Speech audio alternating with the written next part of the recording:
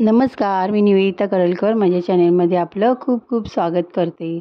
तर आज मी तुम्हाला तळणीचे मोदक दाखवणार आहे. तर हे मोदक आपण गणपतीला नैवेद्य म्हणून दाखवू शकतो. शिवाय गोड पदार्थ म्हणून सुद्धा खाऊ शकतो आणि मोदक हे अतिशय स्वादिष्ट आणि खुसखुशीत होतात. तर यासाठी काय साहित्य लागणार आहे ते आपण बघूया. तर हे मोदक घरातल्याच कमी साहित्यात बनतात. त्यासाठी आपल्याला जास्त काही साहित्य लागत नाही. हे 2 वाट्या किसलेलं ओलं खोबरं आहे, 1 वाटी गूळ आहे आणि 2 चमचे मी ड्रायफ्रूट घेतले आहेत आणि 1 चमचा मी वेलची घेतली आहे, ती साखरेत दळून घेतली आहे. 1 चमचा खसखस घेतले आणि आता हे मोदकाच्या पारीसाठी आपल्याला 1 वाटी मैदा आणि 1 वाटी बारीक रवा लागणार आणि पाव चमचा आपल्याला मीठ लागणार आहे. तर आता हा मैदा आपण परातीत घेतलेला आहे. त्याचबरोबर आपण बारीक रवा पण मैद्यामध्ये मिसळून घेऊया. या पिठात मिक्स करायला आपण मोहन घेणार आहोत. एक भांडं पण गॅसवर गरम करायला ठेवलं आहे आणि त्यात 4 चमचे तूप गरम करायला ठेवलं आहे. तर आता मी पिठामध्ये पाव चमचा मीठ मिक्स करून घेते आहे आणि चांगलं पीठ मिक्स करायचं. त्याच्यानंतर हे गरम गरम तूप आहे ते आपल्या पिठावर सोडायचं आहे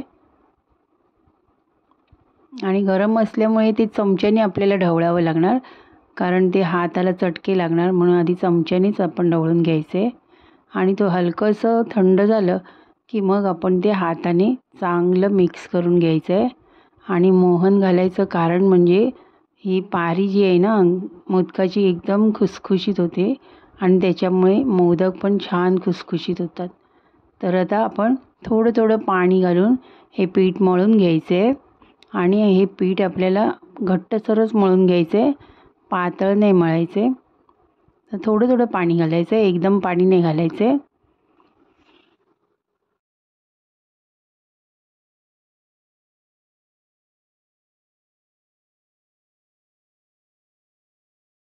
अशा प्रकारे पीठ मळून हा मस्त गोळा तयार केला आहे आणि त्याच्यावरती आता मी झाकण ठेवून 15 मिनटं बाजूला ठेवायचं आहे. आणि आता मी एक पॅन गरम करायला ठेवला आहे गॅसवर. त्याच्यामध्ये 1 चमचा तूप घालून मी आता त्याच्यावरती 1 चमचा खसखस घालते आणि जे ड्रायफ्रूट मी कापून घेतलेले अक्रोड, बदाम, काजू आणि बदाम घातले त्याच्यामध्ये. तुमच्या आवडीनुसार तुम्ही ते ड्रायफ्रूट घालू शकता आणि ते चांगले रोस्ट केल्यानंतर मी आता हे ओलं खोबरं घालते आहे आणि 2 वाट्या ओलं खोबरं आहे ते आणि त्याच्याबरोबर 1 वाटी गूळ पण घालते आहे आणि आता ते आपण चांगलं परतून घेऊया. सतत हे सारण परतायचं आहे, पण बारीक गॅसवर परतायचं आहे. आणि आता बघा हे आपलं सारण तयार झालं आहे, एकजीव झालेलं आहे. त्याच्यामध्ये आता पाव चमचा मी मीठ घालते आहे. कोणत्याही गोड पदार्थात पाव चमचा मीठ टाकलं तर त्याची गोडी आणखीनच वाढते. आता याच्यामध्ये मी आता ही वेलची घालते आहे, वेलची पावडर 1 चमचा आणि आता परतून घेऊया आता हे सारण.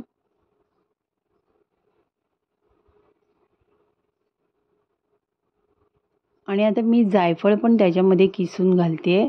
थोडंसं जायफळ घातल्याने पण चव छान येते सारणाला.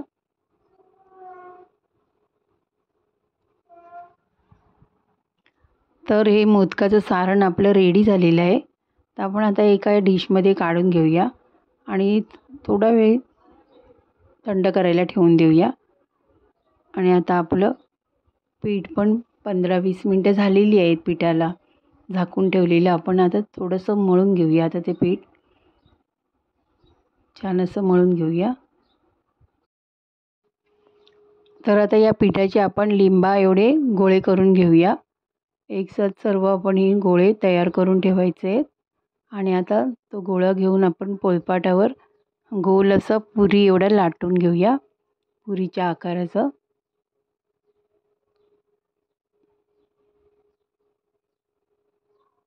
आणि आता त्याच्यामध्ये चमचाभर त्याच्यात मावेल एवढं आपण सारण भरून घेऊया.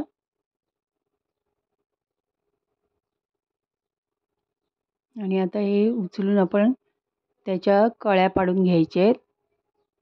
तर आता हे असं 2 बोटांनी अशा आपण कळ्या खालीपर्यंत पाडून घ्यायच्या आहेत, अशा जवळजवळ.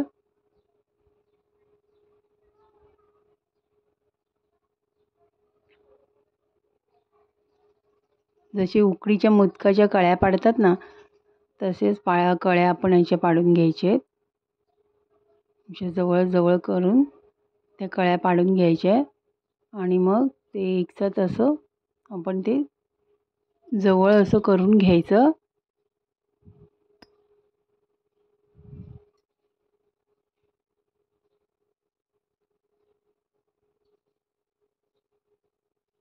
आणि असा मोदक बनवायचा. असेच मी सर्व मोदक आता तयार करून घेते आणि मग एकसाथ आपण तळायला घेऊया.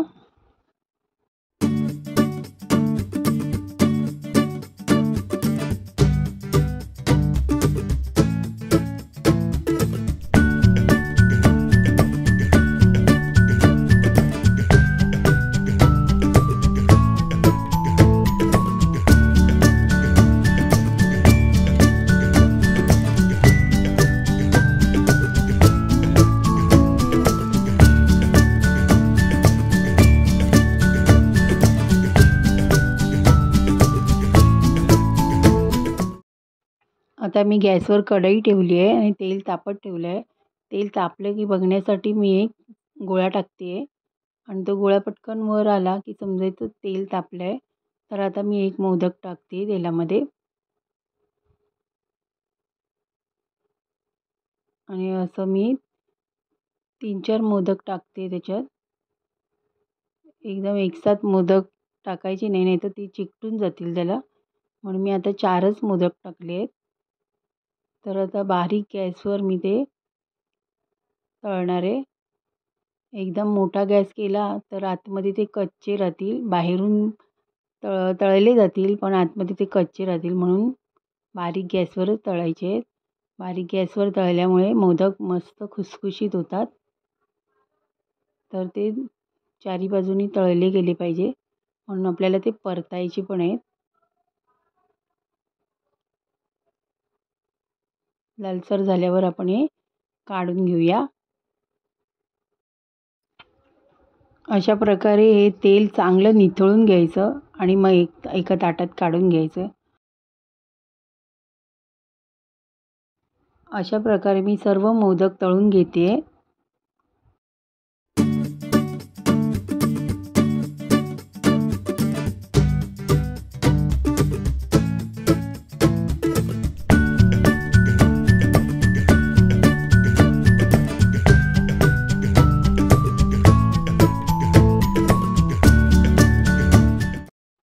आपले हे तळणीचे मोदक तयार झालेले आहेत.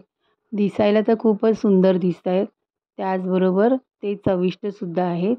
तर तुम्हाला हे कसे वाटले ते कमेंटमध्ये सांगा आणि चॅनेलला नवीन असाल तर सबस्क्राईब करा, लाईक करा, शेअर करा. धन्यवाद. पुन्हा भेटूया एका नवीन रेसिपीसोबत.